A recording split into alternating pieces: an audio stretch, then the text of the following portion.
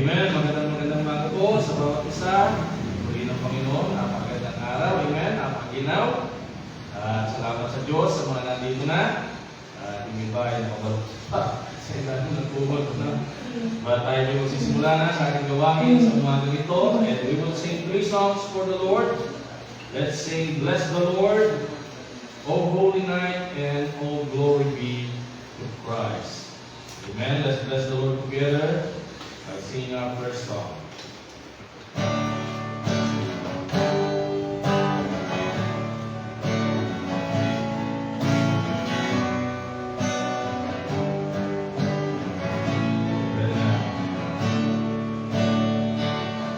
Bless the Lord, oh my soul, oh my soul, worship His holy name.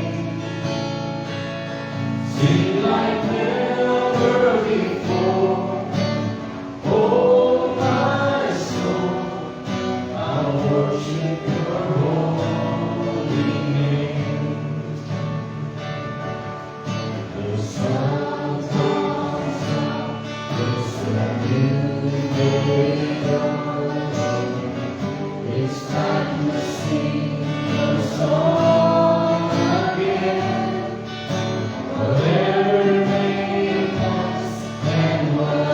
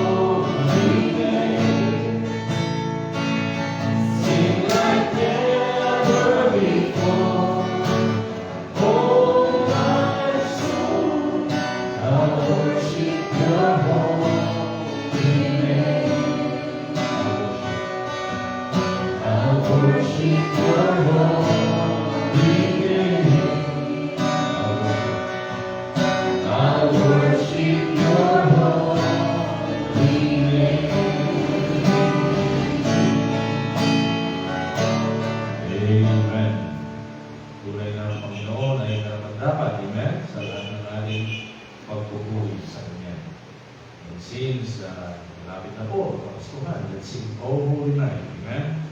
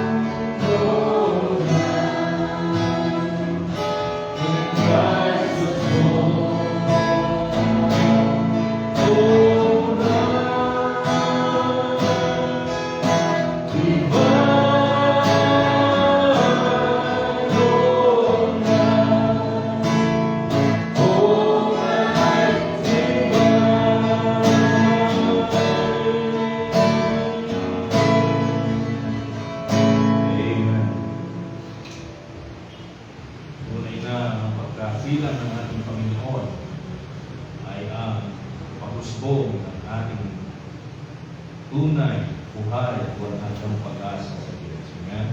For our last song, all glory be to Christ.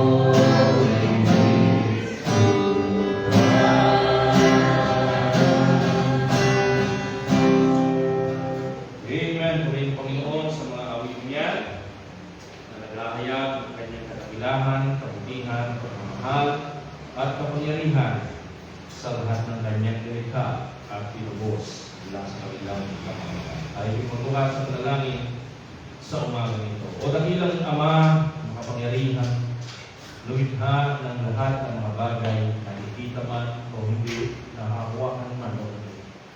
Ang lahat ay galing sa iyo, at ang lahat ay nagpapatuloy dahil sa iyo. Kung hindi sa iyo, Panginoon, walang kahit ano na narito. Dahil sa salita mo, dahil sa kapangyarihan mo, Diyos, maging kami sa aming kalakasan, sa aming buhay, sa aming katiwasayan at katilinuhan, lahat ng ito nagpapatuloy dahil pinapahintulot mo, Panginoon. Yung iba dahil itinakda mo na hanggang doon na lang sa mga oras na ito, Panginoon, wala na sila. Ikaw ang mayakda ng lahat ng bagay.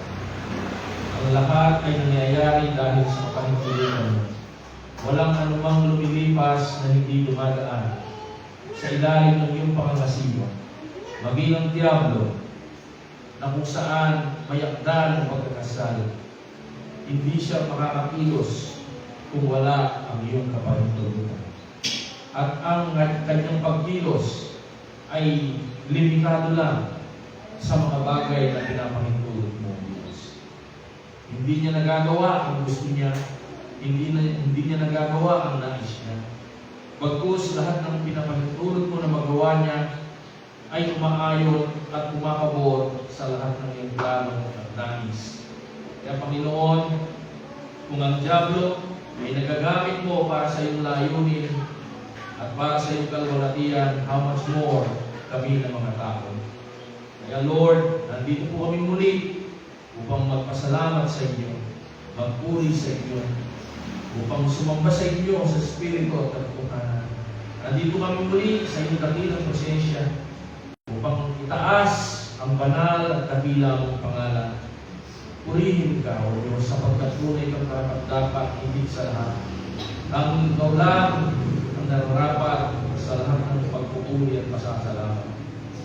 Maging ang mga accomplishment ng tao, Panginoon, na kanyang pinagmamalaki at pinagmamayabang, lahat ng ito ay galing sa iyo at pinahintulong mo. Kung hindi dahil sa iyo, mga bagay na ito ay hindi mangyayari. Salamat at kami ay binigyan mo ng pagkilala sa mga bagay na ito. Na noon, wala pa kami kay Kristo, ay bulag kami at hindi namin makita ang saysay ng lahat ng ito. Subalit ngayon, malinaw sa aming puso at sa aming isip na ang lahat ay nangyayari dahil ito ay iyong idinekri mula pa ng pasimula. Walang nangyayari sa mundo ito na nakakasorpresa sa iyo. Walang nangyayari sa mundo ito at sa aming mga buhay na nakakagulat o nakakabigla sa iyong harapan. Ang lahat ay alam mo. Ang nakaraan, ang kasalukuyan, at ang paparating na panahon. Kung ano ang sinabi mo, ay siya ang nangyayari at siya ang lumilipas. Kaya, O Diyos, nandito kami muli upang isuko ang aming mga buhay. Magpasakop muli sa iyo, Panginoon. Sa marami naming pagsuway at pagrebelde at pagtaliwas sa iyong mga gustuhan, mga utos at kalooban. Nandito po kami muli, Panginoon, upang mapaakay sa inyo. Pabalik sa inyong anak at sa inyong kalooban. Muli kaming lumakad sa pananampalataya na iyong pinagkaloob. Muli kaming lumakad sa iyong katwiran at sa iyong kabanalan. Sa pamagitan ng iyong biyayang nagtuturo sa amin at nagbibigay ng kakayahan upang gawin ito. Lord, sa habag mo at biyaya, muli mo kaming iahon mula sa aming pagkakahandusay, sa aming mga pagkakamali, sa aming mga pagkakasala, Panginoon. Muli mo kaming ibangon, itindig, upang muli kaming lumakad para sa mga ikalulod mo. Bigyan mo kami ng lakas na magtagumpay laban sa aming mga kahinaan, laban sa panawagan ng mundo, laban sa panukso ng mundo ng Diablo. Lord, sa biyaya mo lamang kami magtatagumpay. Tawarin niyo po kami sa sa lahat ng aming mga kasalanan. Hugasan linisin niyo po kami sa lahat ng aming mga pagkukulang. Wala kaming may itatago, Panginoon. Maging ang laman ng aming mga puso ay nakahayag sa iyo. Hindi pa namin inisip, hindi pa namin sinabi, batid mo na, Panginoon, ang mga bagay nito. Kaya Lord, wala po kaming pinakailan. Ang lahat ay inilalatag namin sa inyo. Inuumpisan namin ang mga masasamang pag-iisip, ang mga masasamang pananalita, ang mga masasamang gawa, ang mga masasamang pagkilos, mga pagsuway sa iyong harapan, Panginoon. Mga bagay na tinignan namin nung walang nakakakita sa amin kundi ikaw. Ang mga bagay na inisip namin nung walang nakakakita iba sa amin kundi ikaw, Panginoon. Lord, lahat ng ito, hinihingi namin ang tawad sa iyo. Maging namin mga palihim na pagkagalit, pagsisinungaling, Panginoon, ang lahat ng ito, inuupisan namin sa iyo. Sinabi mo sa iyong salita na kung ipapahayag namin sa aming bibig, ang aming mga pagkakasala ay matuwid ka at tapat na kami ay ipapatawarin. Salamat po sa biyaya mong pagpapatawad, Panginoon. At meron kami kasiguruhan, assurance, na tuwing lalapit kami sa iyo, magpapakumbaba, magpapasakop sa iyong mga salita, ay batid namin na natatanggap namin ang iyong pagpapatawad. Tulungan niyo rin kami na patawarin ang lahat ng nagkasala sa amin. Huwag yung mga nagkasala sa amin na hindi namin alam. Lord, tulungan niyo po kami na kung paano po rin kami pinatawad, ay din po namin silang patawarin. Salamat po sa umagang ito, Panginoon, napakagandang araw, napakaginaw, Panginoon, at napakadalang po na aming maranasan ng mga ganitong pagkakataon sa aming mga lugar. At pinagpapasalamat po namin sa inyo. Kung saan ay na-enjoy po namin ang malamig na klima, kahit paminsan-minsan lang, ay ito ay pinaparanas mo sa amin. Nawa, Panginoon, ang mga ganitong bagay ay magresulta sa aming buhay ng pagpapasalamat, pagpupuri at pagsamba sa inyong harapan. Na kung saan binibigyan niyo pa kami ng buhay at ng lakas na ma-enjoy po namin ang mga bagay na ito. Kasama ang aming mga mahal sa buhay. Kasama ang aming mga asawa at anak, Panginoon. Malaya sa mga karamdaman, malaya sa mga bagay na hindi ka nais-nais. At ito ay dahil sa inyo, Panginoon. Lord, bless mo po ang aming pagpapatuloy sa umagang ito.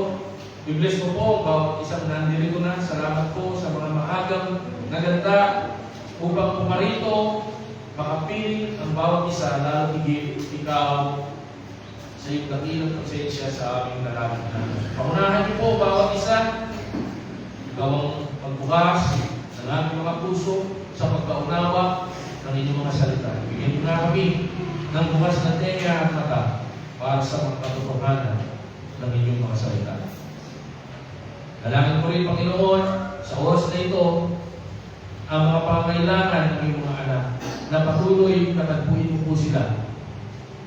Pati po ang kanilang mga pangangailangan sa araw-araw, sa pagkain, sa tubig, sa kuryente, sa mga gastusin, sa eskwelahan, sa gamot, at kung ano-ano pa, Panginoon, ang pambayad ng utang, maaaring Panginoon, Lord, pagpalain mo po yung mga anak na nagpuin sila sa kanilang mga pinansyal, na mga kailangan, lalo na po yung mga nagtatapat sa inyo. Yung mga may trabaho, pagpalain mo sa kanilang trabaho. Yung mga walang trabaho, tulungan mo sila magkaroon ng trabaho na magagamit nila sa paglilingkod at hindi makakahadlang sa paglilingkod nila sa inyo. Tulungan mo rin yung mga may mga business, may mga kabuhayan, Panginoon, na ito po'y pagpalain po rin. Sa mga nag-iisip na mag-business, Panginoon, tulungan mo po sila at pagpalain mo rin. Lalo na sa mga nagtatapat, Panginoon, na nagmamahal sa iyo at sa iyong gawain. Tulungan mo rin, O Diyos, sa mga may karamdaman. Ikaw patuloy na nilalapitan namin sapagkat higit sa gamot, higit sa doktor, o anumang ospital, tanging ikaw lang ang lunas sa lahat ng uri ng karamdaman. Kahit ano pang inumin gamot ng isang tao, Panginoon, at kahit ano pang pagtitingin na ibigay sa kanya ng mga espesyalista, ng mga doktor, kung hindi mo na naiisip na sila gumaling, wala sila magagawa. Kaya, Panginoon, naalala po namin na mga kapatid na may karamdaman, na patuloy ikaw na magpagaling sa kanila. Madam Cecil, Panginoon, napakaraming mabubuti at magagandang balita sa kanyang kalagayan, at ito'y binabalik namin sa inyo. Ito yung mga improvement na tinanggap niya mula sa inyo. At nawa, Panginoon, sa habang ng biyaya, ay lubos na magtuloy-tuloy na po ito. At patuloy mong katagpuin ang kanilang mga pangangailangan, O Diyos. At sa abot ng aming makakaya, Panginoon, ay kahit pakunti-kunti, ay kami po ay tumutulong po sa kanila. At nawa marami pa po tumulong sa kanila, Panginoon, dahil napakarami po at napakalaki ng kanilang mga pangangailangan. Extend po po at preserve ang kanyang buhay. Makita na sila ay kasama niya, kanyang mga anak, na lumaki na kasama niya yung hilig po sa inyo. Tulungan po rin si Cheryl, Panginoon, na ngayon ay nasa ospital. At patuloy na ino-observahan. Kung ano man ang kanyang karamdaman na ito na lumago sa kanya. Nawa, Panginoon, sa lalo madaling panahon, sa habag mo at biyaya, Panginoon. Katulad po ng nakaraan, siya po'y narabis, pagaling po siya muli. At patuloy pilusin mo ang kanyang buhay at kanyang puso. Patuloy siya magtiwala at magpasakot sa inyo at sa inyong mga salita. Pagtalupurin ang kanyang mga pangangailangan at patuloy silang magtiwala sa inyo. Lalo na po si Brother Jude, Panginoon. Tulungan po rin ang iba namin mga kapatid na nakakaranas ng mga karamdaman na wala rito. Upuin mo ka ng mga katawan, Panginoon. At ikaw mong pagaling sa kanila. Si Ate Josie, Panginoon, sa karamdaman yung pabalik-balik, kung patuloy na magbigay ng biyaya sa kanya. Patuloy niya itong makayan at malagpasan. At kung maaari sa inyong kalooban, Panginoon, ay paralisin niyo po ang karamdaman niyo sa kanyang buhay. Dalangin din namin si Ate Lani sa pagdadala ng tao niya. Patuloy ang mag-iingat mo sa kanila, Panginoon. At lumipas ang siyang number may luwal sa mundo na ito ng may kalusugan, may kaayusan, at katagpuin ko rin sila sa kanilang mga pangangailangan. Patuloy mo i-bless ang gawain ito, tumawag ka ng mga individual, mga pamilya, sa iyong pagliligtas at makasama po namin silang paglingkod ng matapat sa iyong araw. Sa mga tao namin napapaabutan, ikaw ang pumilos sa kanilang mga puso at sa kanilang mga buhay, Panginoon. Sa habag mo at biyaya, makakatupin sila ng iyong paglulubos. Patuloy mo rin i-bless ang lahat ng aming mga kaibigan na patuloy na nakikibahagi sa gawain. Bless mo rin ang kapungan ng Good Shepherd Baptist Church sa lugar ng Concepcion. Nawa ang katotohanan mo lamang patuloy na ibang tayo ng gawain ito.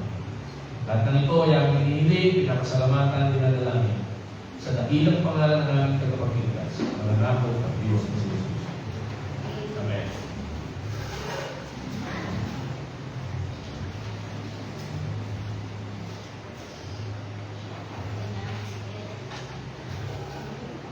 Psalms chapter 48, verse 1 to 8. Dakila ang Panginoon at nararapat na makapuli sa bayan ng aming Diyos sa kanyang banal na bundok. Maganda sa kataasan ng kagalakan ng mundo. Siyang bundok ng Sion sa mga dako ng hilagaan, na bayan ng dakilahan. Ang Diyos ay nagpapakilala sa kanyang mga bahay-hari na pinakakahulang. Sapagkat narito ang mga hari ay nagtutulong, sila'y nagsidaang magkakasama. Kanilang nakita, nagsipangdilalas nga sila, sila'y nakalupay-pay, sila'y nagmamadaling tumakas. Panginginig ay humawak sa kanila roon, sakit, gaya ng isang babae sa pagdaramdam. Sa pamamagitan ng hangin silanganan, iyong binabasag ang mga sasakyan sa Tarsus. Kung ano nga ang aming narinig, ay yan ang aming nakita sa bayan ng Panginoon ng mga hukbo, sa bayan ng aming Diyos. Itatagad ito ng Diyos magpakailanman. Selah. Amen. Ito po sa salita ng Diyos. Good morning sa lahat. Kayo yung mga rin ang makaupo. Amen. Kumusta po kayo, kapatid? Purihin ang Panginoon.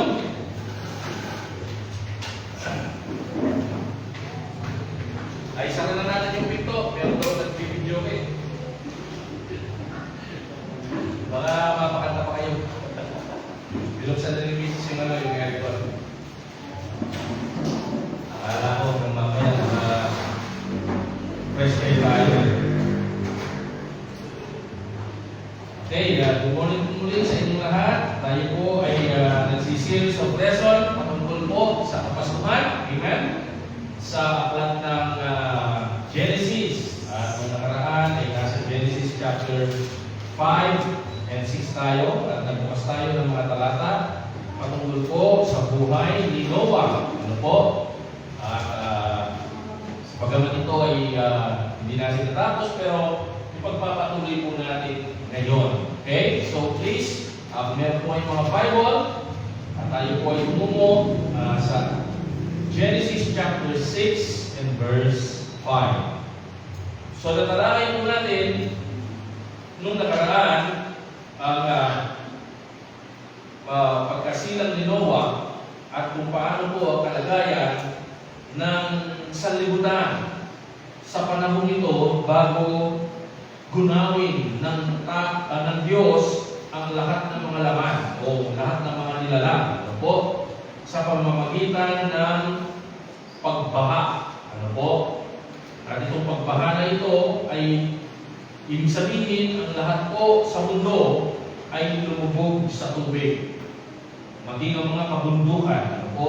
Wala po ni kahit anong nakita dito sa mundo kundi tubig. No? At ito po ay universal flood. May mga nagtuturo na hindi sila naniniwala sa universal flood. At ang mga nilubog lang daw ay yung mga lugar ng yung mga tao. But I believe ito po ay universal flood. Ano po? Kung saan inilubog ng Diyos ang buong mundo sa magitan ng tubig at ang lahat ng nilalang niya ay dinunaw niya sa magitan ng tubig maliban doon sa mga nakasakay doon sa ark, doon sa arka. At ito po ay sina Noah. Okay, so sabi po dito, and God saw that the wickedness of man was great in the earth, and that every imagination of the thoughts of his heart was only evil continually. Tayo magbukas ng panalangin. Dakilang Diyos, maraming salamat sa iyong mga salita na binasa.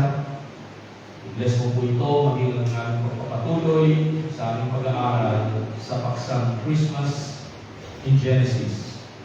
At tulungan mo po na maunawaan po namin ang mga bagay na ito sa magitan ng paggabay ng iyong mga pangyarihan banal na Espiritu. Pupungamin na namin sa pangalan ni Jesus. Amen. Napag-aralan po natin ang nakaraan na ang ginagawa ng kasalanan ito ay sumisira, naghihiwa-hiwalay o kumakalat at hinihiwa-hiwalay niya ang mga tao.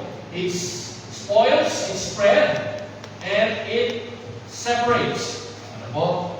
Iyan ang ginagawa ng kasalanan. Sinisira niya ang buhay ng tao at ito ay mabilis gumalat sa buhay ng tao. Kaya nakita natin, bagamat ang kasalanan ay nagsimula sa isang kagat doon sa hardin ng Eden, ay napakabilis itong pumalat sa kanyang mga anak at ang naging bunga agad ito ay pagpatay. At pagkatapos po ng pagpatay, ay nagkaroon ng mga sunod-sunod na pagsisinungaling, nagkaroon ng mga self-pity, nagkaroon ng pride, pagmamatigas, ayaw magsisi, ano po? Nagkaroon ng polygamy, and then nagkaroon ng mga sunod-sunod pa na pagpatay bilang paghiganti. So yan po mga mabilis na pagkala ng pagkakasala sa loob ng maiksing panahon noong pasimula sa Genesis chapter 3, 4, 5, and 6. At ngayon, pagkalipas po ng halos 2,000 taon, ay ang sabi nito sa verse 6, verse 6. Ang sabi niya, and it repented the Lord that he had made man on the earth, and it grieved him at his heart. So pagkatapos ng approximately 2,000 years mula ng likhain si Adan, ay nandito po sinasabi ng Biblia na ang Diyos ay sa expression ng writer ng Genesis, ipinapakita niya na siya ay nagkaroon ng pagbabagong isip. Hindi po ito repentance katulad ng ginagawa po natin tuwing tayo nagkakasala, kundi sa maraming ibang salin ng Biblia, ito ay sinasabi na pagbabagong isip. Okay? Meron din yung iba, sinasabi niya, it grieved him. Sinasabi na siya'y nalungkot. Pero yun po ay hindi kalungkutan, katulad ng kapag tayo'y nalulungkot. Sapagkat ang Diyos, hindi po siya nalulungkot. Katulad ng kapag tayo nalulungkot. Okay? Nalulungkot tayo sa maraming mga bagay dahil nangyayari ito na hindi natin gusto. Nangyayari ito, hindi natin makontrol. Kaya ang response na lang natin, nalulungkot tayo. Tama? So ang Diyos po, hindi ganun yung kalungkutan niya na sinasabi dito. Okay? But, ang sinasabi niya rito, nagkaroon siya ng pagbabagong isip. Now, yung pagbabagong isip na yun, hindi rin yung katulad ng pagbabagong ng isip. Na parang nakagawa tayo ng pagkakamali, kaya nagbago yung isip natin. So, ang Diyos po, para maabot lang ng ating isip, kaya yung writer ng Genesis at ng iba pang mga prophets at writer ng Bible, inallow sila ng Holy Spirit na gumamit ng mga terminologies na maunawaan natin sa isang banda. Pero hindi ibig sabihin na gano'n nga siya sa level ng katulad ng nararanasan natin. Ewan kung naintindihan nyo, bahala kayo. Kailan may paliwanag yun. Paano mo may papaliwanag yun? Diyos siya. Amen? But ang sinasabi ko rito, para makita natin at maunawaan, sa sobrang pagkakasala ng tao, eto na po, bugunawin na ng Diyos ang mundo sa pagitan ng pagbaha. Okay? Una, napag-aralan natin kung nakaraan, doon sa Genesis chapter 4, ang mga tao nagkasala ng sunod-sunod, tama? Sa pagitan ng pagsisinungaling, pagpatay, paghihiganti, pagmamalaki, at lahat ng yun ay nangyari without the presence of Satan. Tama? Hindi katulad sa Genesis chapter 3, nung magkasala si Eva at Adan, nandun si Satan. Pinuso sila. Pero pagdating sa Genesis chapter 4, yung bunga ng kasalanan, yung pagkalat ng kasalanan, yung sunod-sunod na pagkakasala ng tao, yun po ay nangyari without the presence of Satan. Ibig sabihin, pagkatapos na nagkasala ang tao doon sa hardin, hindi na ngayon kailangan ni Satan na itulak yung tao para magkasala sapagkat nasa kanya na yung kalikasan ng kasalanan. Nasa kanya na yung sinful nature. Ibig sabihin siya na mismo ang pumipili para magkasala. Now, kapag sinasabi ng tao na nagkasala siya ng matindi, sabi niya, nagdilim lang yung paningin ko, nabigla ako, kaya ako nagawa ko. Again, nagsisinungaling lang siya. Nung gawin niya yun, gusto niyang gawin yun. Kung pinagsisihan mo niya yun, dahil na-realize niya na nagkamali siya na ginawa niya yun. Pero hindi dahil sa ayaw niyang gawin. Na-realize lang niya na mali yun. Kaya siya nagsisi. Okay? So, ganyan po yung tao. At yan ang napag-aralan natin nung nakaraan. Now, dito sa Genesis chapter 6 and verse 5, makikita natin dito, number 1, the earth was corrupt. Okay? Ang buong earth po yan. Kaya nga, ang pati yung, nagkakapagpakan na ako. Kaya nga, pati yung mga hayop, nadamay sila, okay? Dahil sa yung kasalanan, hindi lang siya nalimitado sa tao. Kumalang din siya yung epekto niya sa mga bagay na dapat pinapakinabangan ng tao. Ang lahat ng yan isinumpa ng Diyos dahil sa pagkakasala. Kahit yung lupa, sabi ng Diyos kay Adan, kapag ikaw ay magpapawis, sabi niya may mga tutubo dyan na hindi mo kailangan. Mga damo na mga matili at iba pa. Kaya mayroong mga tumutubo dyan na hindi natin kailangan, hindi natin nais, pero tumutubo pa rin dahil yan po ay bunga ng sumpa. Ano po? The earth was corrupt. Number 2, God's judgment is just. Okay? Number 3, God's mercy is more. Amen? Yun ang pag-asa po natin. Sa kabila ng napakaraming pagkakamali, ay hindi pa rin yan mahihigitan ang biyaya at habag ng Diyos. Kaya maging yung pagbaha sa panahon ni Noah, habang bumabaha po dito sa mundo at lumulubog ang lahat, maging yung Mount Everest doon sa bansang, ano bansa yun?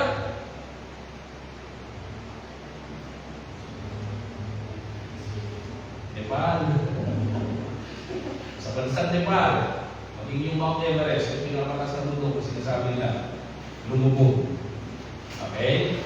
So, yung pagbaha na yun, ang sinasabi po dito ng aking punto, ay mas higit pa ang habag at biyaya ng Diyos.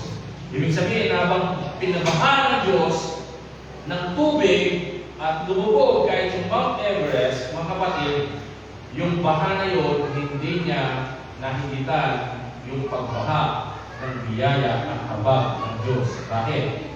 Habang ang lahat ay nalulunod, meron doon sa loob ng arka na 8 kaluluwa na nakinabang sa habag ng Diyos. Amen? The earth was corrupt.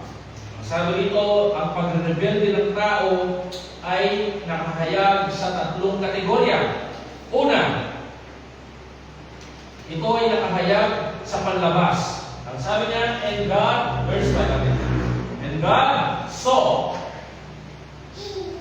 that the wickedness of man was great in the earth. God saw it. Nakita ng Diyos. Bakit? Kasi hindi lang siya sa panloob, kundi sa panlabas. Talagang ini-express nila ng walang kasamang hiya ang mga ginagawa nilang mali. Hindi ko alam kung kagabi o nung isang araw nabasa ko na merong isang pastor na hindi ko alam kung sa US pa o sa Canada na nangangaral siya, nag-share siya ng gospel, tapos merong isang LGBT na lumapit sa kanya, na lalaki, and then ina-address niya siya ng sir, kinakausap niya. Sabi niya, huwag mo tawagin sir, sabi niya, hindi ako sir. Ang aking pronoun, sabi niya, is they and them. Sino ba mga English teacher dito?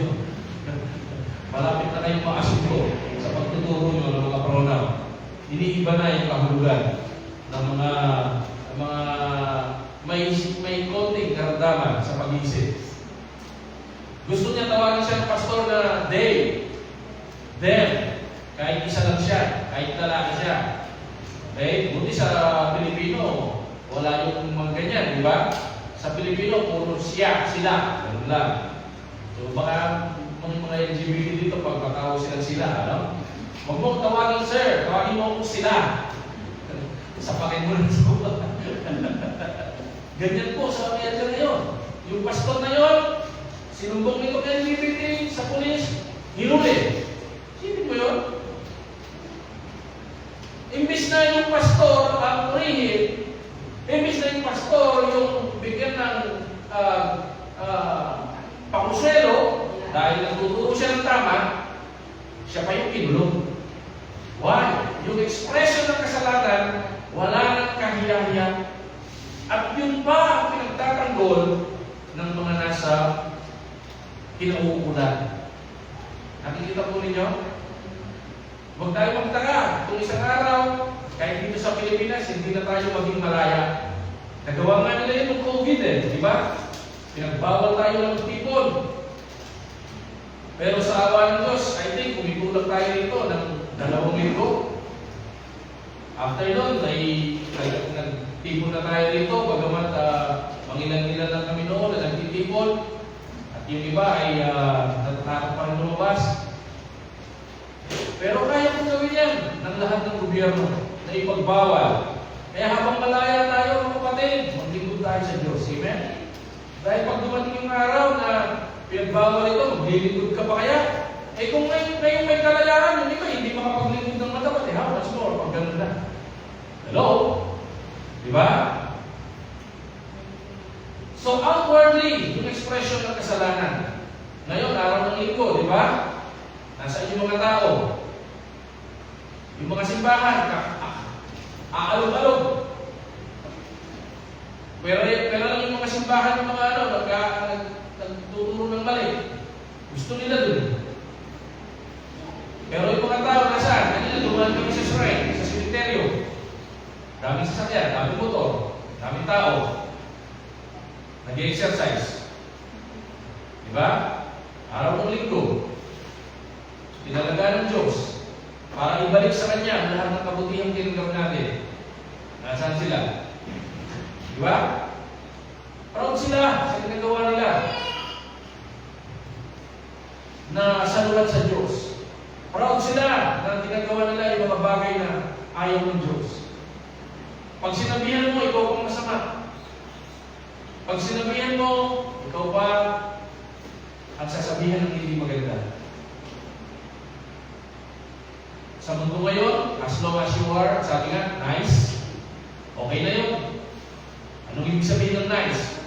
Wala kang sinasaktan iba, wala kang nilalamangan, wala kang tinatapakan, okay na yun. Accepted ka na sa kanila. But we all know, hindi yun ang kalooban ng Diyos. Amen? Ang kalooban ng Diyos ay tayo ay magpasakop sa Diyos. Tayo ay magpasakop sa nais ng Diyos. Tayo ay sumunod sa Ebanghelyo ng Diyos. But the world is proud. Proud sa pagkakasala niya. Tingnan niyo, maging mga eskwelahan indoctrinated ng mga doktrina na nagaling sa diablo na tinatawag na siyensya. Di ba? Yung mga studies natin ng mga heavenly bodies, di ba? Na tinuturo na yung araw, iniikutan ng mga planetang habang iniikutan nila, umiikot din sila na gano'n. Tapos yung mga planetang umiikot, iniikutan din sila ng mga buwan. Di ba? Galing yan sa Big Bang na tinuturo nila, na tinuro ni, sino ba yun? Si Mark Sissi ba yun? At hindi siya naniniwala sa Diyos. Kaya niya tinuro yung Big Bang para ituro niya na ang lahat ay nagsimula sa isang pagsabog. Pagsabog ng ano? Yun ang tanong. Hindi sila naniniwala na may Diyos na nilikha niya ang lahat ng bagay mula sa wala. Wala raw Diyos kasi imposible daw yun. It is impossible that there is a God who is powerful, who can create all things out of nothing. Sa magitan lang ng salita. Ayaw nilang maniwala doon. Ang sabi nila, it's crazy. Kabaliwan yan. Pero naniniwala sila na may pagsabog mula sa wala. Alin mas baliw doon? Mga kapatid. Ang tanong, ano yung sumabog? Yung problema, hanggang ngayon, hindi nila yung sumabog kung ano eh. Tapos may universe, merong vast space na yung na pinaglagyan ng pinagsabugan. Saan galing yung space na yun? Di ba? Bago sumabog, nasaan yung space na yun? Yun, tanong, di ba? At para magkaroon ng pagsabog, anong kailangan? Kailangan ng apoy, kailangan ng hangin, di ba? Para ma-facilitate yung pagsabog na yun. Hindi sila tiniwala sa Diyos, pero lahat ng yan pinaniniwalaan nila.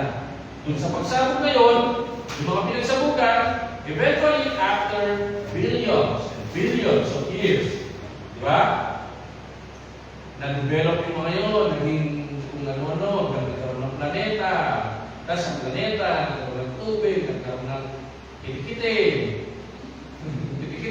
naging unggoy, Eventually, naging bulati muna, naging unggoy siguro. Kasi yung source nila, doon na sa unggoy, naging tao eh. Tinatawag nila yan science, pero yan ay doctrines of the devil. Laban po sa Bible yan, mga kapatid. Pero tinatawag ng science ng mundo. At yan ay expression ng tahasang pagtatwa sa presensya at sa existence ng Diyos na tinuturo nila yan sa mga eskwelahan para i-deny yung existence ng Diyos. Ganun po ang sinasabi dito. Yung isang category, expression ng kasalanan is outward. Walang kahiyaya sa harap ng Diyos. In fact, may nabisita po kami dyan ng mga nakarang linggo. At may alam sa Bible, marunong sa Bible, but tinalakay ko sa kanila yung paksa ng, kasi na sense ko na sila ay galing sa isang born again church na tinatawag. So tinalakay ko sa kanila yung paksang born again. At pagdating sa paksang born again, sa biblical born again, hindi yung born again na tinuturo nila, hindi po sila magkasagot. Hindi nila maunawahan kung ano yung tunay na kahulugan ng salitang born again. Na ito ay gawa ng Diyos, na ito ay hindi resulta ng gawa ng tao, na ito ay hindi resulta ng pagtugon ng Diyos sa ginawa ng tao, kundi ito ay gawa ng Diyos. At yung pananampalataya natin, ang pagtugon natin sa ginawa ng Diyos sa buhay natin. They couldn't explain that. Hindi na maintindihan. Pero, laging inuulit-ulit ng lalaki, sabi niya, basta pastor, sabi niya, mayroong pagbabago. Yun ang born again, sabi niya. Yung mga kapatid, ang daming mga nagbabago sa mundo nito, walang relasyon sa Diyos. Yun lang mga nagkakasakit eh. Dating mabisyo, lasengko, naninigarilyo. Pero ngayon, nagkasakit, nagbago. Tinigil yung mga bisyo. Tama? Kasi may sakit na eh. O yung iba naman dahil sa asawa, nagbago. So hindi po yun yung pagbabago na tinutukoy ng Bible eh. At saka natatawa ko kung sinasabi yung pagbabago eh. Ganun eh. Tapos sa paligid niya dahil manok eh. Diba? Sabi ko ano kaya pagbabago kung sinasabi ng tao nito. Ang pagbabago po na binibigay ng Diyos, hindi sa bibig. Amen? Nagsisimula ito sa puso. Yung mga tinatawag ng Diyos sa kanyang pagtutubos, binabago niya yung puso. Binabago niya yung isip. Kaya ngayon nagkakaroon siya ng pagnanasa at pagmamahal sa salita ng Diyos. Yun ang pagbabago na binibigay ng Panginoon. At yung pagbabago sa panlabas, unti-unti yun nangyayari sa kanyang buhay dahil doon sa pagbabago na binigay ng Diyos sa kanya mula sa panloob. So ganyan po yung tao, ini-express niya yung sarili niya sa mga ginagawa niya laban sa Diyos. Nakita niyo sa ibang mga bansa, lalo na sa Amerika, mga kapatid. Tingnan niyo yung mga celebrity, yung mga Hollywood stars na minsan meron silang mga awardings. Yung iba, yung mga kababaihan na celebrity, ang suot na lang nila, kortina. Saan ba nakakikita ng ganyan na walang pagkilala sa Diyos? Yung iba, gusto ko nila maging aso, kaya ginawa nila, nagpa-opera sila ng opera, ngayon mukha na silang aso. Nagpalagay sila ng mga pangil na parang sa aso. Sipin mo gagastos ka pa ng gano'n para tahasan mo lang maihayag yung expression mo ng kasalanan. Ang sabi ng Biblia, kung paano sa panahon ni Noah ay gayon din sa panahon ng pagbabalik ng lahat ng tao. Mga kapatid, nangyayari na po yung mga nangyayari noon sa panahon ni Noah. Nangyayari na. Hindi dito sa atin, hindi siguro natin masyadong nakikita, pero sa ibang bansa, malala na po. Sa Nigeria, on a daily basis, mga kapatid, may mga pinapatay. ng mga mananampalataya. Basta nagpapakilala ng Kristiyano, sila po ay pinapatay. The Lord saw that the wickedness of man was great in the earth. Kaya mga kapatid, kailangan yung buhay natin, nakikita tayo na lumalakad, na naaayon sa kabutihan ng Diyos. Dahil nakikita ng Diyos eh. Diba? Huwag tayong mapagod, huwag tayong sumuko, huwag tayong bibitaw sa paggawa ng nakakalugod sa Diyos. Huwag kang bumigay doon sa mga panghihikayat sa iyo ng mundo, ng mga tao dyan sa mundo. Kung ikaw ay sa Diyos, yan ang maganda kay Noah, mga kapatid. Ginawa niya yung ark sa loob ng 75 years or more. At habang ginagawa niya yung mag-isa, tinutuya siya, pinepersecute siya, pinagtatawanan siya, pero hindi siya bumigay, mga kapatid. Bagkus sinasabihan pa niya yung iba, kahit hindi sila tumutulong. Pag natapos ko ito, at pag dumating na yung pagbaha, pumasok kayo rito para maligtas tayo. But unfortunately, wala akong naniwala sa kanila. Pangalawa, yung expression ng kasalanan ay inwardly. Pangalawa, sabi niya, and the imagination of the thoughts of his heart was only evil. Yung imagination niya, ibig sabihin, sa puso niya, nandyan, nananahan yung kamalian, yung pagrebelde, yung kasalanan, nandyan sa ating puso. Ang pinagkaiba lang, yung mananampalataya, dahil tinatahanan siya ng banal na spirito, nandyan yung prompting o yung pagkilos ng banal na spirito para siya ay umalag sa mga pagkilos ng kasalanan sa kanyang buhay. May kasalanan sa paligid po natin, may kasalanan sa buhay natin. Okay? Iba yung kasalanan sa paligid natin, iba yung kasalanan na nasa buhay natin. Yun ay dulot ng sinful nature. Pero nung wala tayo ng Kristo, tayo ay alipin ng kasalanan na yan sa ating buhay. Pero ngayon, nakakatanggi tayo. Bagamat may mga pagkakataon, hindi tayo nakakatanggi, but habang nag-grow tayo sa Panginoong Hesus, mas maraming pagkakataon na nakakatanggi tayo sa mga pagkakamali. At sa mga oras na hindi tayo nakakatanggi at nagkakasala tayo, we know, alam natin na nagkakasala tayo. At hindi tayo mapayapa sa harap ng Diyos. And we kneel down in the presence of God and say, Lord, I'm sorry. I repent of what I did. Ako po'y nagsisisi sa nagawa ko dahil alam ko hindi nakalugod sa iyo. Sa kapag mo at biyaya, ako po'y patawarin ko. Bigyan mo ang lakas na malagpasan ko ito upang makalugod ang aking buhay sa inyo. Yun ang pinaibahan ng isang mananampalataya. Pero yung hindi mananampalataya, pag nagkasala, wala siya pake. Okay lang yun.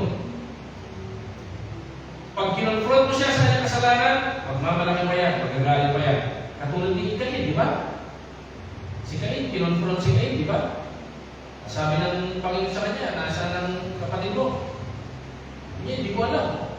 Bakit? Ako bang tagabantay ng kapatid ko?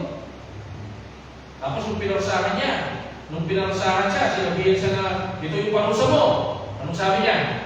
Sobra ka naman. Sobra ka naman sa akin. Grabe ka naman sa akin. Sabi niya, ito sabi ni Cain sa Genesis chapter 4. Hindi naman tama yung parusa mo.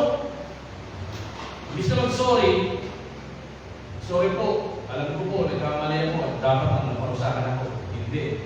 Nagmalaki siya. Marami pa rin sa atin, ganyan eh.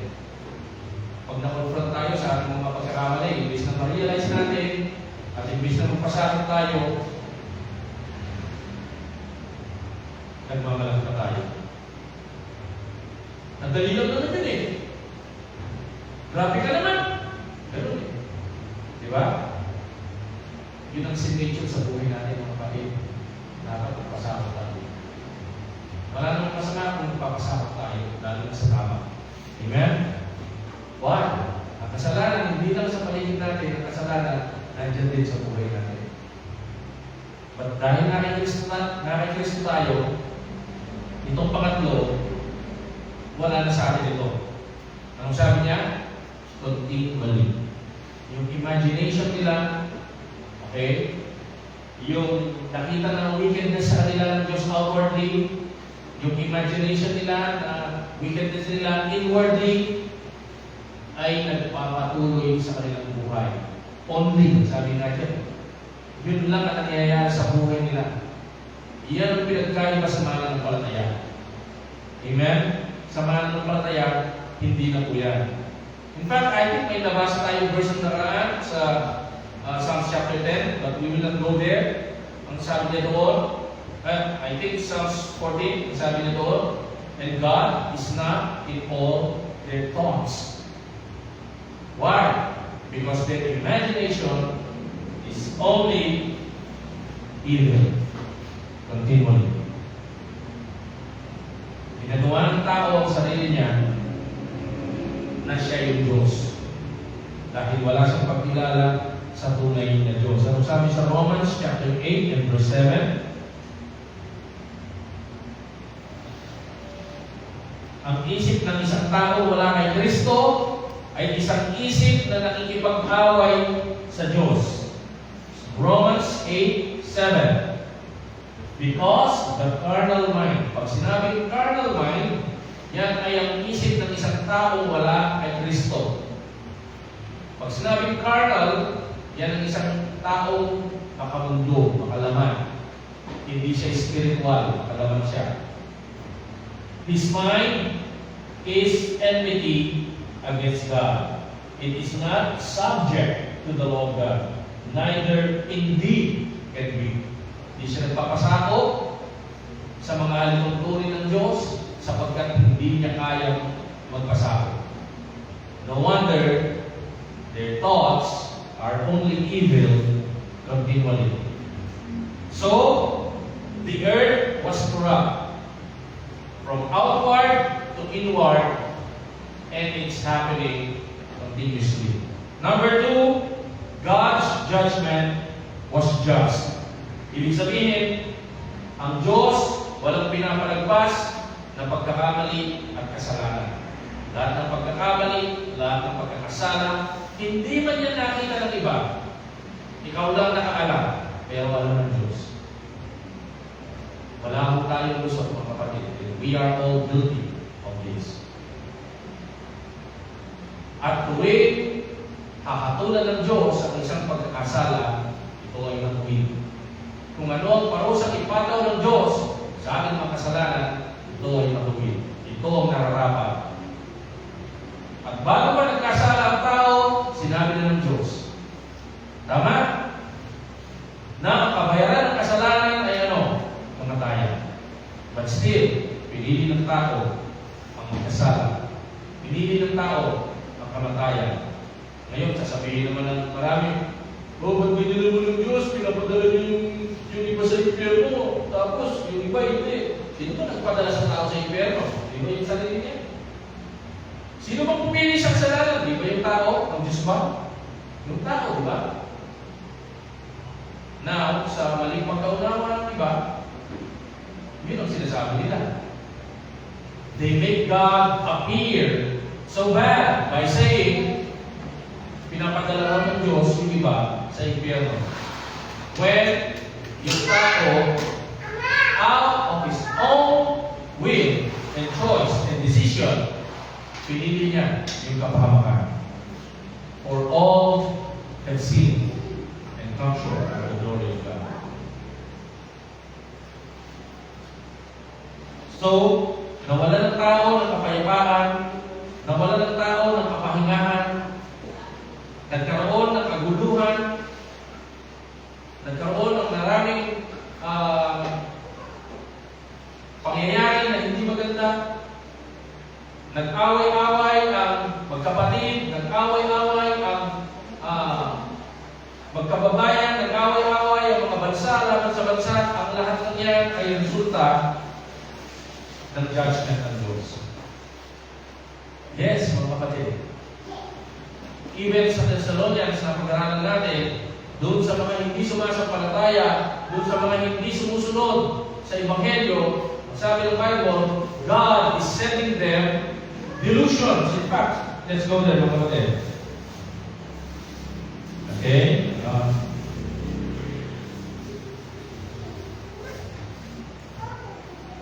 2 Thessalonians chapter 2.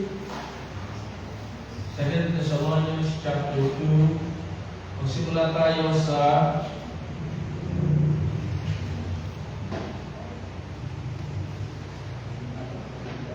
ganyan.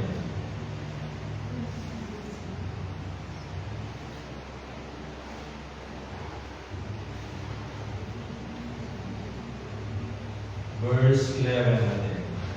And verse 12.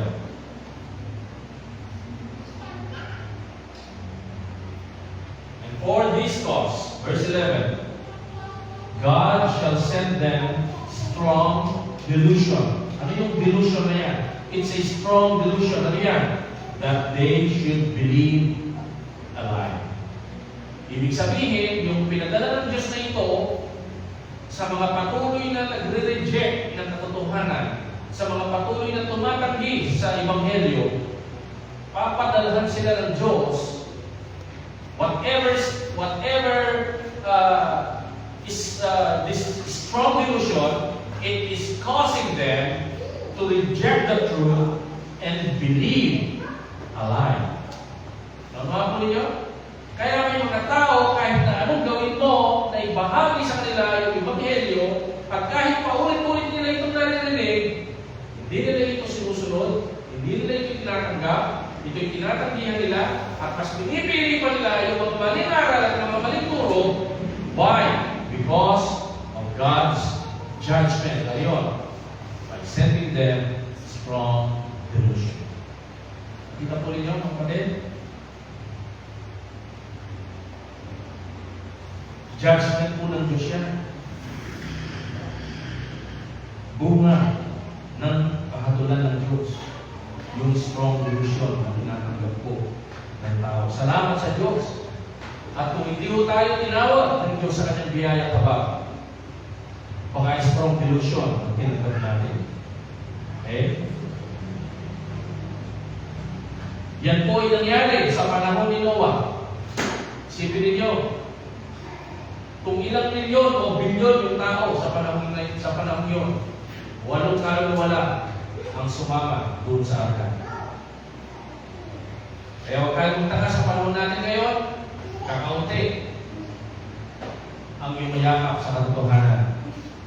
We saw it in Noah's generation, we see it today, and we will see it tomorrow, mga kapatid. Na kung saan sa kabila ng lahat ng ito, ang tao kasi, kahit wala sa Panginoon, minsan, nagsasawa rin sa mga ganyang bagay, sa mga ganyang maguluhan. Kagaya ngayon, di ba? Ang gulo sa ating gobyerno. Salamat na lang sa ating Supreme Court, inasunto, si Rap Recto. Talagang toko ako.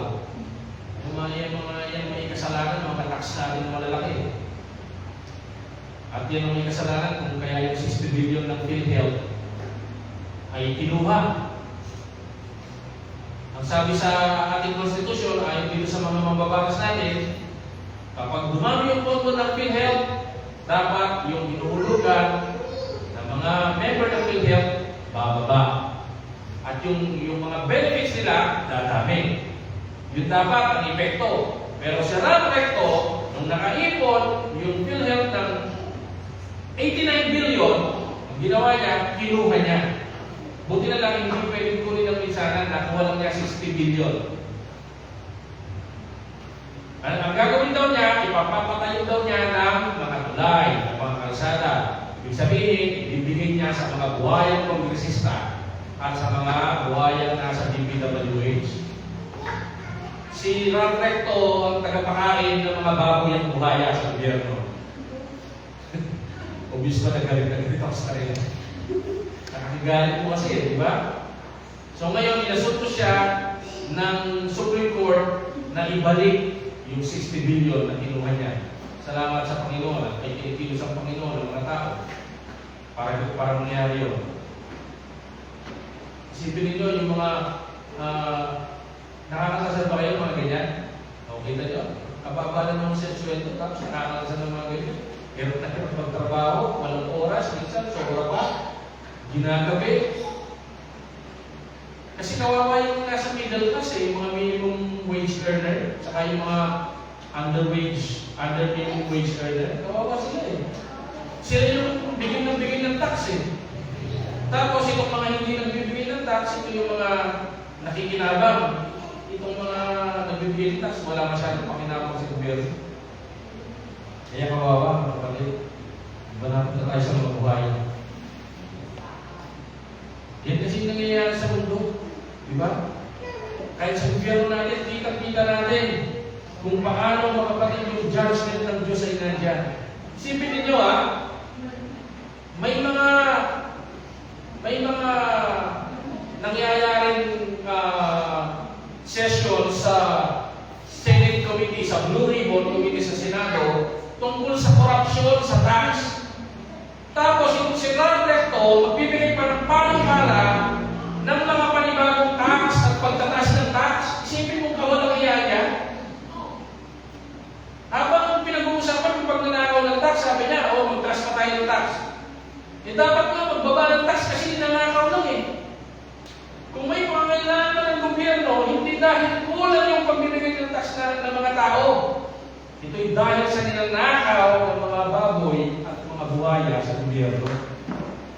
Tama po? Naging political na tayo. Kasi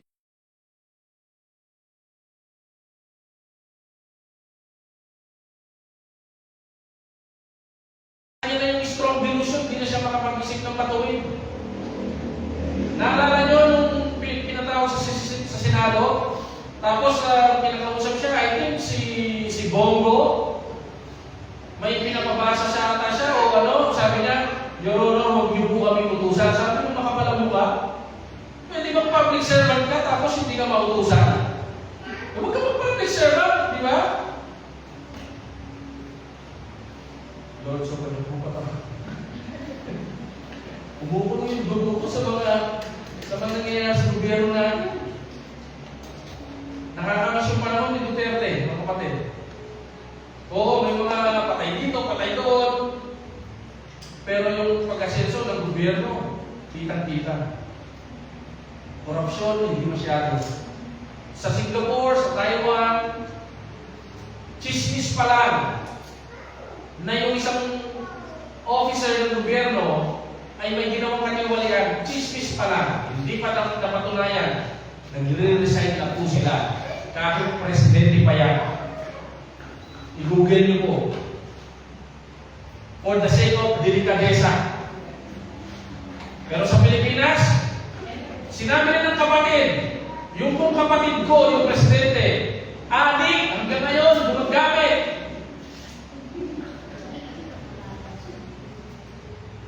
Sina-challenge siya na magpa-drug test gamit ang hair follicle. Ayaw. Hanggang ngayon, presidente pa rin siya. Ganyan sa Pilipinas. Mga walang iya sila. Diba? Yan ang judgment ng Diyos, mga kapatid. Isang araw, the final judgment will come. 2 Peter chapter 3, verse 3 hanggang 6. Ito yung justice ng Diyos.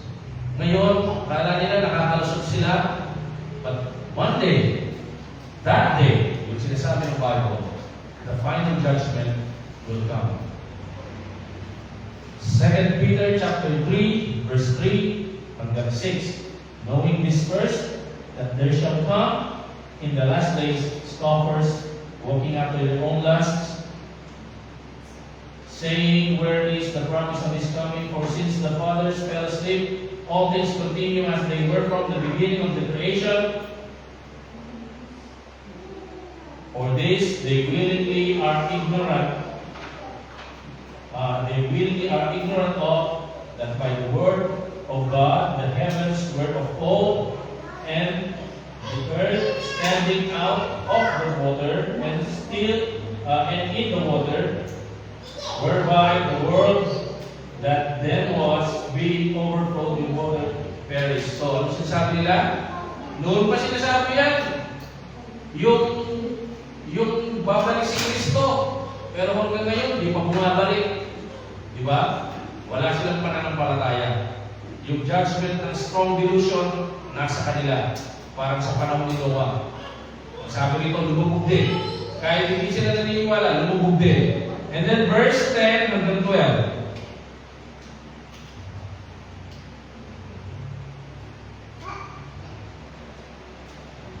Ito yung sabi niya. So ngayon may nagsasabi na hindi totoo yung pagbabalik ng Panginoon. Hindi totoo yung Biblia, hindi totoo yung Ebanghelyo.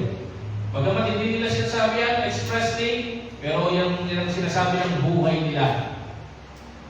Kapag hindi sila sumusunod sa Ebanghelyo, kapag hindi sila nakikinig sa Ebanghelyo, kapag binabaliwala nila ang Ebanghelyo, yan ang sinasabi nila. Hindi totoo ang Diyos, hindi totoo yan, hindi totoo ang pagbabalik ni Kristo.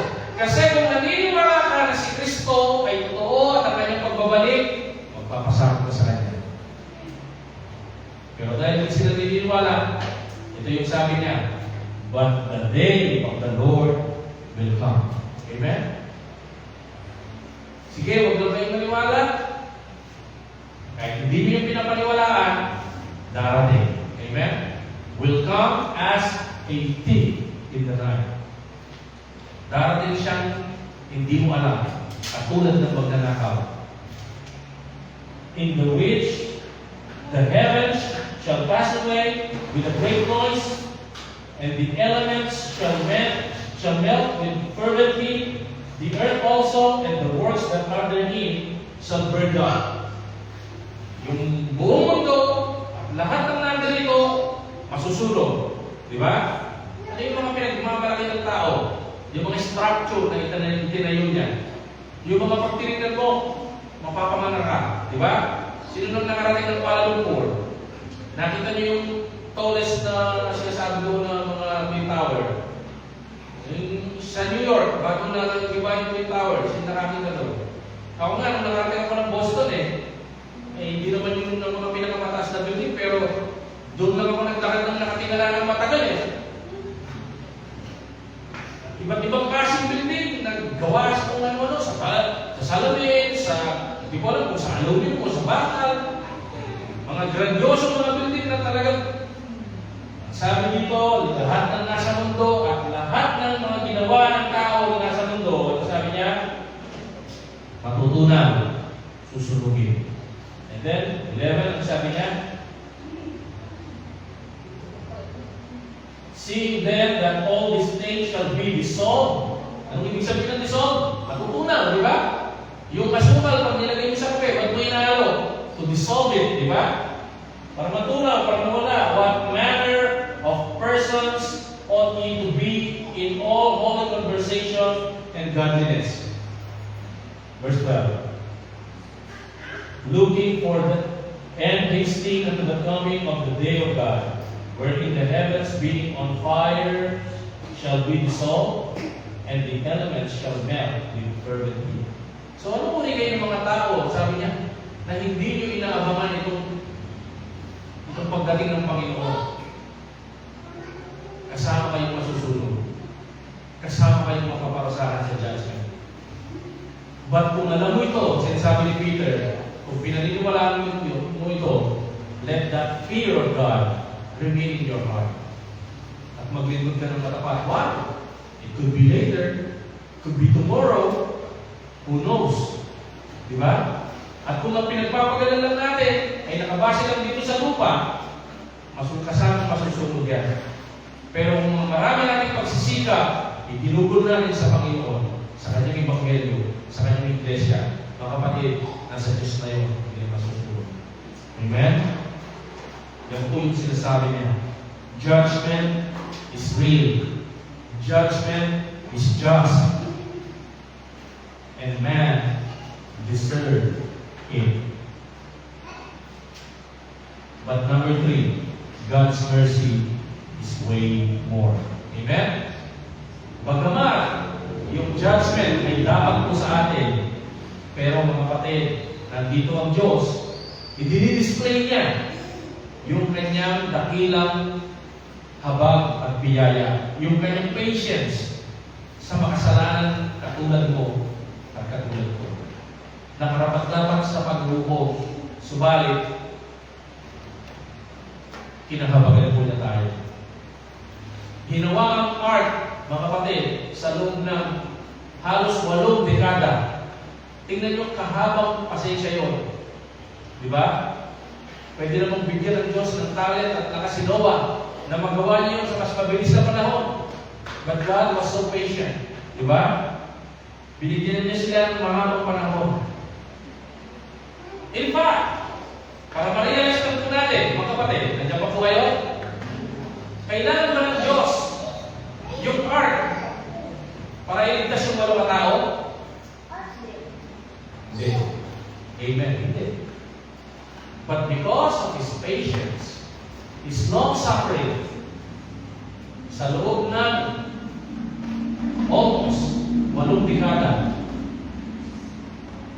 ganun katagal ginawa yun. 75 to 80 years, ginugol ni Noah sa kanyang buhay para itayo yung arka. Dito sa Pilipinas, hindi mo pwedeng itayo yun kung ganun katagal, tama? Kasi kahoy yun eh. Oh. Baka wala pang 3 taon, kinain na ng anak yung iba. Tama? Ito, may anak dito sa likod, nilasa natin last week. Sana mawala na. Tapos yung ating tenant dito na daga, mga daga, ay nanghina na. Kasi yung mga nilagay kong laso dito kahapon, nandyan pa. So, ibig sabihin, medyo nanghina na sila. Hindi dahil busog na sila, hindi nila tatanggihan yan. Nanghina na sila. So, sino ba? Tinayo niyo yun na almost 80 years. Marami na po tayo matapos yung kapatid. No? Bagamat hindi ito kailangan ng Diyos, pero pinatayo niya, mga kapatid. Ito ay mercy ng Diyos. Panawagan niya dito sa mga makasalanan. But still, within these 80 years, mga kapatid, na ginagawa ni Noah ito at nangangaral siya sa karamihan.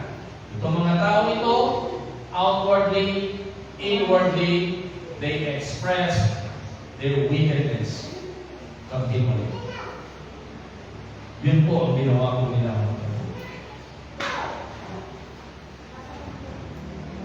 Saan ba yun? Genesis chapter 6 and verse 8. Tingnan natin. Ano sabi niya? Verse 8 and 9. Verse 8. Basahin niya lang sabay-sabay. Ready? Begin. But Noah found grace in the eyes of the Lord. Bakit niya nasumpungan ang biyaya ng Diyos? Yung iba sasabihin nila dahil sa verse 9. Ano yung sabi ng verse 9? These are the generations of Noah. Noah was a just man and perfect in his generations, and Noah walked with God. Pastor, kaya po nakasumpong si Noah ng biyaya sa harap ng Diyos ay dahil matuwid siya at siya ay pantas at lumakad siya kasama ang Diyos. Tama ba yun? Mali. Baligtad. Amen? Kaya ka nga sa verse 8 yun eh. Ang bunga ng verse 8, yung verse 9. Amen? Hindi nangyari yung verse 8 dahil sa verse 9. Nangyari yung verse 9 dahil sa verse 8. Because of the grace of God that He gave to Noah, now, in the sight of God, through the promised Savior, ang ating Panginoon Jesus, Noah is now a just man, perfect in the eyes of God, walking with God. Naunahan po ninyo? Sa biyaya po ng Diyos. Kaya si Noah, pag nandun sa langit, hindi niya sasabihin, Nakuha ko yung biyaya ng Diyos kasi naging matuwid ako. Nakuha ko yung biyaya ng Diyos kasi naging perfect ako. Lumakad ako kasama ng Diyos. Hindi. Ang maririnig mo kay Noah, ganito, pag tinanong mo siya, naging matuwid ako, naging perfect ako, nakalakad ako kasama ang Diyos dahil tinanggap ko yung biyaya ng Diyos. Kung wala yung biyaya ng Diyos, nandun ako sa impyerno. Amen? And that's the same story for the rest of us na mananampalataya sa Panginoon. Ang Diyos ay puspos ng biyaya. Bagamat tayo ay nararapat sa matuwid na pag-uuom, isang pag-uuom na kagimbal-gimbal at nakakatakot, subalit, mga kapatid, binuhos ng Diyos sa atin ang kanyang habag at ang kanyang biyaya. Bagamat walang nasumpungan ng Diyos sa atin na anumang kasiyasiyan at kalulugod sa kanyang harapan, subalit dahil siya'y mahabagin, tayo po ay binuhusan niya ng biyaya. We are not supposed to be here this morning. Amen? Wala pa dito dapat. Dapat nandun din tayo. Bimas ng manok. Yung iba, dapat nandun, nakikipag-chismisan. Yung iba, dapat nandun, nakikipag-away sa kapitbahay. Yung iba, dapat nandun, nagbibisyo. But we are here.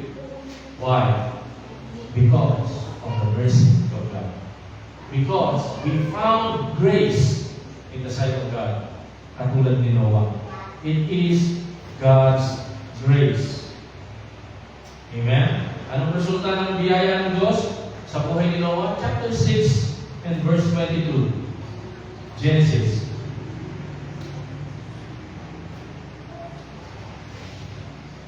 Thus did Noah according to all God commanded him, so he did. Dahil sa biyaya ng Diyos, si Noah, nasunod niya ang lahat ng iniutos ng Diyos. So mga kapatid, the choice is still ours. Are we going to choose God's mercy or God's judgment? We have the power to choose. Sa habag at biyaya ng Diyos, kung naririnig mo ang mga salitang ito, you can choose either judgment, which is just, or mercy, which is we are unworthy of. Are we going to choose to be destroyed by the damnation, dulot ng pag-uong ng Diyos, eternal punishment away from the presence of God? Or are we going to choose mercy and be in the presence of God forever? Receive God's salvation through Christ, through His person, through His work. Justice is to get what we deserve. Mercy is to receive what we don't deserve. Why did the people of Noah's days suffer death in the flood? Because they chose God's judgment. What did they do in the sight of God? Nothing. They just continued in their expression of sin and wickedness outwardly and inwardly. Hindi madali ang pumunta ng church. Hindi madali ang nakikipag-fellowship. Hindi madali ang nakikipagtipon. Hindi madali ang kukunin mo yung Biblia para basahin. Hindi madali ang mag-spend ka ng oras para manalangin. But a Kristiyano, he will go out of his way, iiwanan yung maraming mga bagay para gawin niya ang mga bagay niya yan. Why? May pagkilala siya sa Diyos. May takot siya sa Diyos. May pagmamahal siya sa Diyos. May pagsunod siya sa Diyos. Why? Because he found grace in the sight of God. Dakilang Diyos, maraming pong salamat sa inyong mga salita na tunay na nagpapaalala sa amin na kung hindi siya inyong biyaya, ay nandun po kami sa kasandakan, sa pagkakasala, patulog sa walang hanggang kapahon. Salamat po, Panginoon, sa inyong kamay na kumikilos, umaakay at naglilitas sa mga makasalanan katulad namin na hindi karapat-dapat. Lord, sa aming mga mahal sa buhay, sa aming mga kaibigan, sa aming mga kilala na wala pa sa inyo, kahabagan niyo rin po sila. Tulungan niyo po kami na mabuhay ng karapat-dapat sa inyong harapan upang maging patutuo kami sa kanila sa mga ginawa ng aming Panginoon Kristo doon sa krus ng Kalbaryo. Ito po aming dalangin sa pangalan ni Jesus. Amen. I hope kayo po yung para kapatid. This time, ulitin po natin yung ating awit sa ating pagbabatian.